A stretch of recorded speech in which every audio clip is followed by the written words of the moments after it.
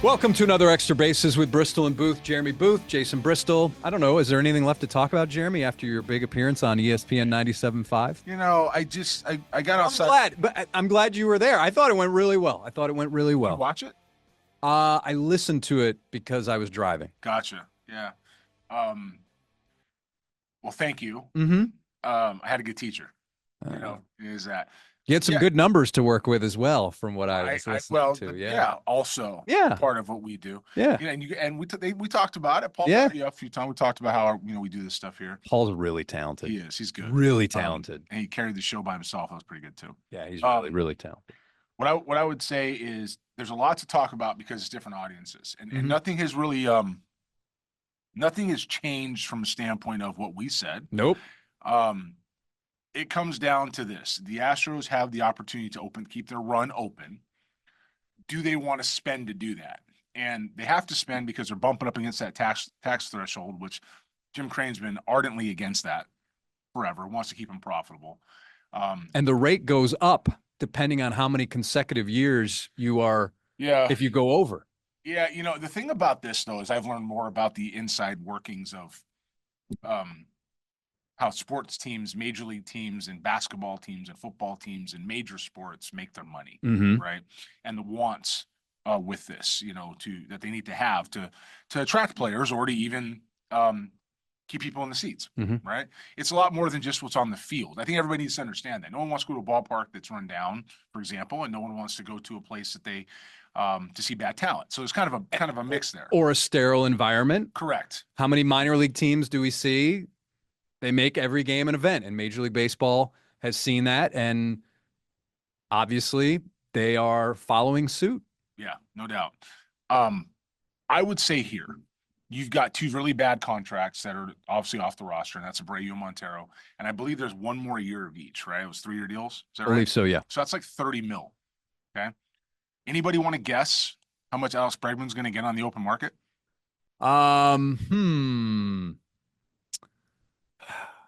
Could it be? Could be. Somewhere between 29 and 31? Could be somewhere around there. And people who didn't appreciate his value are running him down. You know, and I you know, look, me versus the Astros X or posts or Twitter, whatever we're going to talk about, is now a national storyline in some places. It's kind of a running joke. It is? Yeah, people talk to me all the time. Hey, I see you and the Astros fans going at it. I want to be very clear one more time. The Astros fans themselves are great. Some of y'all on X need your head examined. Legitimately need to go find yourself in a corner and cry into whatever you're talking about. I don't want it. Hey, Alvarez got to hit second. You got to turn around and you got to get into what we call baseball sense. And so I poke fun at you a little bit because you guys are nasty at times, okay? You really are. And I go at you with both barrels because I'm not the guy that's going to put my head down and be like, they don't like me. They just don't like me, Jason. They disagree. I don't know. I'm not going to do it. Going right back at you. So let's get down to business here. Alex Bregman is one of the best players in baseball. He's also a big part of the heartbeat of that organization and that team. When you lose a guy like Alex Bregman, you lose like losing Altuve. None of you guys want to lose Altuve. It's 1A. It's 1 and 1A, man. It depends who you are. You don't want to lose those guys. If Yordan Alvarez wasn't here, we'd be upset about it. We'd miss him. It's not the same. If Kyle Tucker is here, anybody going to miss him like you missed Bregman? Think about it, right? And as in touch as this city is in a very positive way with their players on all sports, man, they really love their guys. They're very supportive. That's a tough one to swallow. That's just going to be a tough one to swallow. Because of the intangibles. Correct. Because some would argue, well, one of the best players in baseball, look at his numbers. I mean, they've fallen off and they continue to drop. Well, let's talk about that for a second.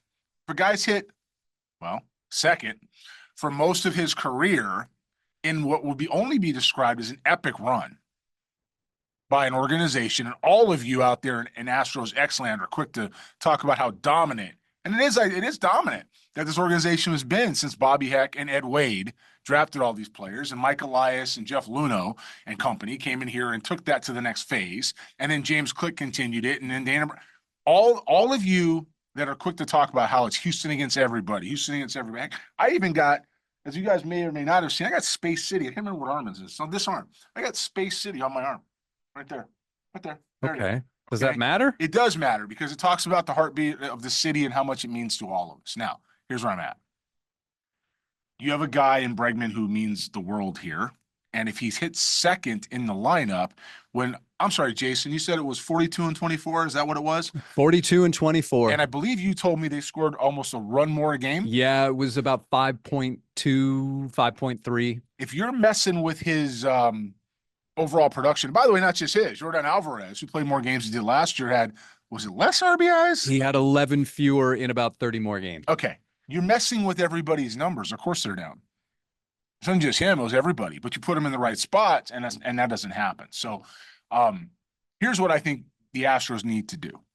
The Astros need to bite the bullet, need to sign Alex Bregman, let that money come off the books next year. How many years for Alex I Bregman? give him 5. 5. I give him 5. I pay him 5, like 5 and 30 to 5 and 35. I think he's worth it. Okay. And if he doesn't get it here, he will get it somewhere else. Oh, without a doubt. May not be as a third baseman. Oh, wait a minute. We all remember he was drafted as a shortstop, right? Yep. And we all remember that as a scout, most of us thought he'd go to second base, not to third.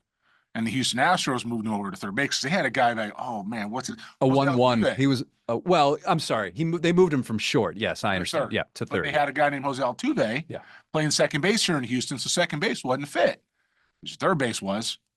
And I've actually I vaguely remember some washed up, disgruntled ex-major league scout even throwing around the idea that he could be the next who's that guy who's played more all-star games at first base than anybody? Steve Garvey. So he's going to play us he's going to get it somewhere else. He's going to swing the bat and take the pressure off his legs, and he's going to continue to be a good major leaguer for a while. The most impressive part about Alex, though, now is as I told a little bit of a story at ESPN, Jason, which you were on the ground when that happened, is I made a comment about, I guess 5-6 years ago now, about how nobody wanted to play with Alex. I said it. It was on one of our stuff, and I talked about why. It was on Sports Extra on a Sunday night. And it was played on Twitter. At the time, it was Twitter. Alex saw it, and he wasn't happy about it. And he reached out to give him credit. He reached out to me directly, and I said, hey, man, you want to have this conversation? He said, yeah. And then the pandemic hit, and the world opened up. Next time I saw him, he was a different dude. He was mature. He'd gone through it. Whatever is happening in his life, he was dealing with it, and it's been actually a privilege to watch him grow up and play here. At the time, that wasn't the case, but it was once he did that. So, you guys got to understand. Sometimes players come along like that have just the will to fight for everything. As much as Houston fights for its own respect in the sports world, this guy personifies who you are. I would want him to be here at all costs. When you look at his production career, almost a 900 OPS career at batting second. Oh, is that good? Is that good? We're going to hit him 5th. All right. All right. Let's play a game of pump the brakes. Haven't done it in a while. Sometimes we get sidetracked. What are you looking at? Nothing. Okay. Thinking. Yeah. Here's one of the headlines I saw on one of these Astros sites. Bizarre Astros minor league coaching purge hints at organizational dysfunction. Okay. Are you on board with that?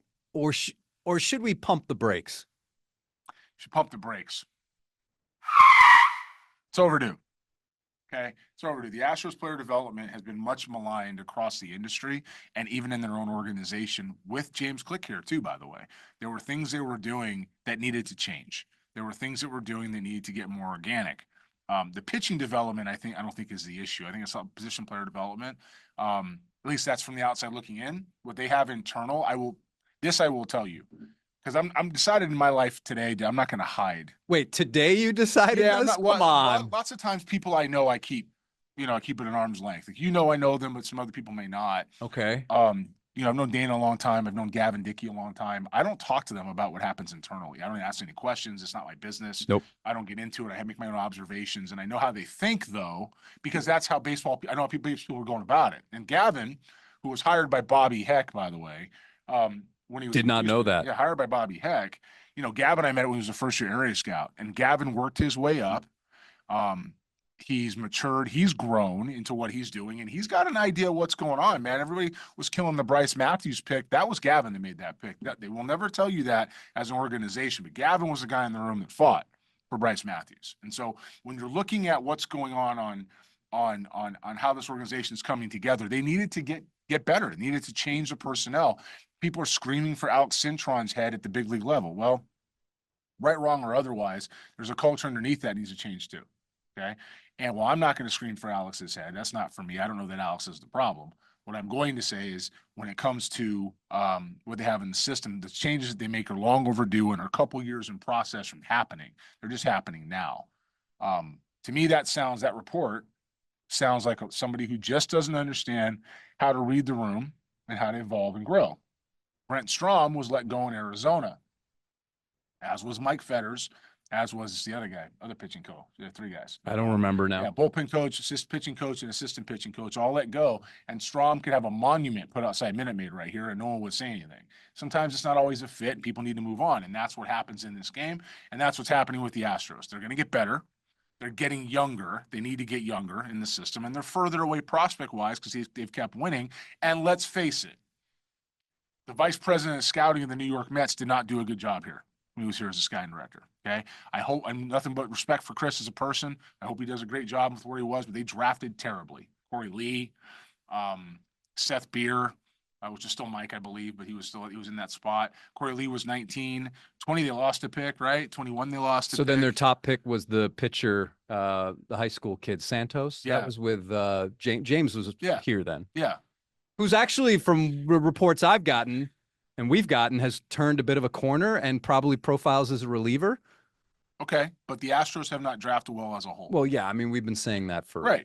And so when you have guys that are resistant to doing that, and I believe the comment was, well, it's hard to what did Chris say to me? Oh, it was a World Series celebration. And he said, it's hard to continue to draft guys well when they're all up on the stage. I remember looking at you going, what? So you have a culture that had to change. I'm not throwing a guy under the bus either, but that happened. And so again, when you have that type of approach and cultural change is needed, you're going to break some eggs while you're trying to make your omelet. And that's all that's going on. Gary Pettis also let go. Yeah. Yeah. He's been a fabric of the Astros for this entire run. Now, I think that both of you, I think both of us thought when Ron Washington got the job in Anaheim that Gary would go there. That's correct. He could still go there. That's also correct. Where were you on the surprise scale when you saw that Gary Pettis, reportedly the contract was not renewed? I was a bit surprised. I wasn't. Okay. I think it's very hard as somebody who has been in this game forever. I mean, GP's, how old's Gary? Is he 70 yet? 60s? 66, maybe? Wash is in 70s, right? I've known Gary most of my life. That's a fact. And, posted pictures with him and Wash on X. You've seen him, you took one. I think you took one of them.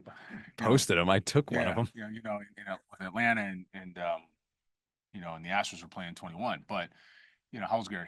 66. 66 years old. Yeah. So I think he wants to get home closer to San Diego. I don't think he wanted to leave Houston, or he would have left with Wash a year ago. But sometimes organizational philosophies change, and that's what happened. I think Gary saw some stuff. I'm not speaking for him because I haven't asked him. Yeah. He hasn't. I think he may have seen some things that he didn't like. He took some blame for some things, and Joe's going to put his own stamp on it, and maybe wants some guys that are a different direction, which is a nice way of saying, GP, you're not one of my guys. And he's going to go to back home to San Diego where he lives, and he's going to be near his son, who's an NFL player. He'll, Wash, I'm sure, can find a spot for a guy like that. And Gary's a former Angel, and it just might be a reunion. So, Gary Pettis was an Angel and a Ranger as a player. I don't know if he played anywhere else. I know he played both of those places, and he's been a Ranger as a coach. And Wash being the Angels manager and them being committed, and they are committed to putting a better team on the field out there somehow, which is also, by the way, potential landing spot for one young Alex Bregman. You have a situation where I think that can fit. And so I think he ends up in LA. We are the closest we've been to a World Series. not which teams will go to the World Series. The most intriguing matchup in your mind would be what? Because I know what mine would be. Um, Yankees, Dodgers. yeah, from Yankees. I mean, Dodgers, come on. yeah, I'm actually I think that'd be a great series. go. We have a chance. We would have a chance to go to the games in both places, by the way. In Yankees Dodgers to see it. Yankees Dodgers are such a historic, 75, 80, 90-year rivalry that's gone on since they were both in New York. And I think the Astros at their best could compete with both of I think those they teams. beat them. Yeah. That's what's so frustrating about this season. Exactly. The Astros, they could be right now heading to the World Series, at least in the ALCS. How much do you think they underachieved? I mean, we talked about 10 games, 12 games. What I thought 7. Yeah, and I had 2 a month. That's 12. Yeah, that's So would they win 91? 86. 80s, 86. 86 games. So they're a 100-win team, 98-win team. Might have been 88 wins. Problem is with the playoffs, so much can happen. Yeah, you run into a hot team. Tigers are hot. We said they didn't want to play them, but how much do I think they underachieved? Yeah, how much do they underachieve? They won 88 games, by the way. So 88 and 73. Team. 100-win team. You know what that gets you? Buy in the first round? Yep. And home field. Well, let's hit Alvarez second. With all the injuries they had, it is remarkable they got to where they got. Well, it talks about the talent, man. I mean, they're a good team. You don't do that with bad players. And if you put them in the right spots, you overcome the injuries. They saw that. And all the issues Alex Bregman had this year, Alex Bregman ended up with more home runs this year than he did last year. How many hit this year? I just had it up. 26? He hit 26 home runs this year. We're complaining. Hold on. Are you kidding me? The man hits 25 home runs and we're complaining? That's what we're doing here? We're moving him out of the 2 spot. What is the problem? What did he hit? 265, 20, 25, and 80? He was 260, 26, 75. You can write it down. And that was in 16 fewer games than he played last year. And what did I say? 265, 25, and 80? And it was better than his 2022 season in which they won the World Series. What did he hit in 2022? 2022, Bregman, 259, 820 OPS, 23 homers, 93 runs driven in. You can write this guy down 38 doubles. every year. 87 walks and 77 strikeouts that year. Write this guy down every year for 260 to 270 every year, 22 to 28 home runs every year, and 75 to 90 RBIs every year. Fewer walks this year. Do you think that had something to do with where they hit him? I do, because you're messing with people's numbers. He went from 92 walks to 44 walks. That's ridiculous numbers. That makes me it infuriates you even more. What are we complaining about? That's exactly. He had more doubles. He had more doubles, more home runs. With everything that happened. And it was really frustrating to see because I was there at spring training when he was so excited about the work he had done and how much he was looking forward to this season and putting everything that he had worked on to work. And it just fell flat. But you have to believe, you probably believe, that a lot of that had to do with where he was hitting in the lineup. You're going to have a problem on your hands when Scott Boras, who has said Alex Bregman will play other positions besides third. You have a problem on your hands when he goes into the room with Dana and with Jim Crane, because he's talking to Crane. That's who he'll talk to. Mm-hmm. Okay, and he's gonna say, "Look, I know what he means here.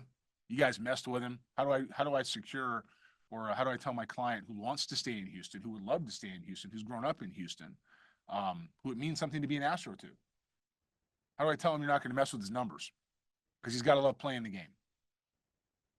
That's a tough question now.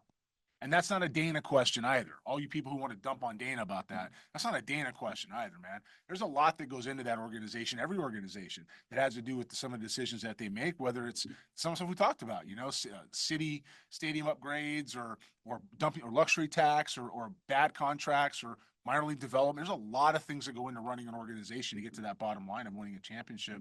And by the way, Jim has said he wants to stay profitable. The other organizations don't run that way, and the Astros are going to. He's on record saying that too. Attendance was down this year. Oh, could it be because they won 80, how many games? 88. Okay. So they lost the 10, 12 games would have put more people in the seats, huh? Is that what you're saying? Maybe scoring more runs, not playing as boring baseball would have put more people in the seats? Oh, and they scored more runs with Alex hitting second, right? Do you guys see the problem yet? All of you guys just want to talk about Jordan Alvarez or Tucker having hit second or forgetting the rest of the game. You forget the rest of the lineups and what it does to players that want to stay here and not come back. You know what? And I blame you. How's that? I blame you. Because if you guys, as a fan base, can sit there and turn around and say, this is how we're winning games. This is what we want to see. We go to the ballpark. You know what happens?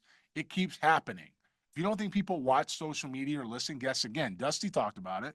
They pay attention. It's kind of hard not to. It's a loud voice. And then you got some people in the media saying it's problem 200 and 201.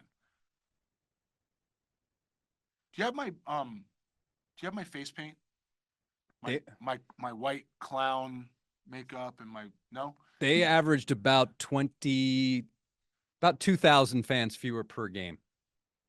That's what, 160,000 people? And 2835. So yeah, it's about right, the math. Yeah, so they were down attendance wise. They had been cracking 3 million. Now they were under 2.8.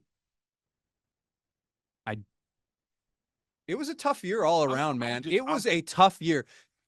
I think even the media, talking to a number of media members, listen, it's a job, but it's hard. It's much harder to cover a team when there's a lot of drama going on. I am so frustrated with what I'm hearing, and I watch this fan base not appreciate it. I'm hard on the fan base here because you guys deserve it. You deserve it because you're hard on everybody else. I will say though, a lot fewer people attacking you about Jordan batting second. Right all the time. You know, and look, we're wrong from here. Everybody's wrong from here and there. I mean, Hunter Brown, for example, we talked about Hunter Brown, said he was a reliever a million times. And Bregman goes and tell him, found out today, it was Bregman. Yes, it was Bregman. Go throw the two-seamer in the sinker. What do you got? Well, let's go ahead and just run that guy out of town. Let's make him uncomfortable. Make that make sense. Like, he just gave you a two-starter. Brown can be a front rotation guy with the way he's doing stuff. Do I think it's going to flatten out? We'll see what happens in year 2. This is year 2 in his career, but it's year 2 next year with how he's evolved. We'll see how the league adjusts back. Still pretty good. It's pretty good arm, man. It's pretty good arm. Also a great draft by that same VP of scouting that I was talking about earlier. Okay, when you. But it was also mid-round. Yeah, it wasn't. That's when analytics and scouting should combine and come together. So for me, it's very frustrating to watch great players. Alex Bregman, there's not too many guys you can pencil in production, right? If you go back and look at Alex Bregman since he got pencil in, just pencil in, just write it in. You know, since 2017, which was his first real adjustment year, right? I believe he got here in 16 and 17. That is correct. Okay, what do you do in 17? 17, 284, 1971. Runs driven in, OPS of 827. That was in 155 games. So that's his first year as a starter 18? At the age of 23. 18? 18 is when everything comes together. Got 286, 926 OPS, 51 doubles, leads the league, 31 homers, 103 runs driven in, 96 walks, 85 strikeouts. And then 2019, he blows up even more. Batting average increases by 10, OPS over 1,000, 41 homers, 112 runs driven in, 37 walks, 37 doubles, 2 triples, 119 walks, which leads the league. Yeah, and then 20 is a pandemic year. Yeah, so that. And 21's an injury year. He was hurt. Yep. Almost all year. What do you do in 21? 270, 12 homers, 55 runs driven in 91 games. He's playing on one leg in the World Series. We saw that. And then 22. 22, he gets MVP votes. That's right. And then 23. 23, he gets MVP votes. And 24, we have right now. Yeah. Okay. And for the last 4 years, since his injury. He's received MVP votes in 4 different years. Since he got hurt. 2 of the last 3. Since he got hurt in 21. That was the injury year, which was not a good year for him. This city has been all over him while he's still hitting 25 home runs a year, driving in 75 to 85 and hitting 270. One thing I always see is the number of pop-ups. Oh, here's another Alex Bregman pop-up. hard to hit with your legs not underneath you. Hard to hit. And I told Jason this year, when the reason why Alex was excited in my mind wasn't because it all just came together, it's because he was finally healthy. And so if you're out in 21 and you're, by the way, playing long into the season, by the way, playing long years, they're playing in the postseason every year. Losing the World Series in 22 to the, no, they won in 22. Won in 22, lost in 21 to the Braves, right. won in 22 They over Phillies. 23. No, they got made as the ALCS. Yeah, that's early. They didn't play as long. So for them, that's early. It's 6, 7 more fewer games. You still have a guy that was hitting we'll just call it 265, 25, and 80. Write it down as your two hitter. And at some years it's 285. One year it was 40. Some years it'll be 30. Some years it'll be 85. But and scoring almost 100 runs a year too. And doubles too. He's playing, not striking out, and he's stealing. He's getting walked. What is the problem? Why do you want to mess with that? Why would you mess with that in Yordan Alvarez? Why? Why would you do that? Tucker is going to hit fastballs wherever he's at. If you throw him or something with a bend, it's a problem for him. If you throw him a fastball, it's a problem for you. That's the way it works. So I don't understand. The Astros cost themselves 10, 12 games in the win column, and they cost themselves the postseason by doing this. Now they're going to make a decision to sign somebody that they don't appreciate. Not the organization. People are all over him. Don't think he doesn't see it either. That's all I got. All right. I think that's all we got as well. Comments. We did that last week. We'll see. Maybe we'll revisit comments this week. Sounds good to me. Excuse me. Next time. Next time. All right, everybody. Thanks for listening. As always, you can check us out on all the various social media platforms. Leave your comments, questions, concerns, and yeah, all of the above. All of it. Because Jeremy will respond to all of it. Believe it. Believe it. That's another Extra Bases. As always, thanks for watching. Until next time,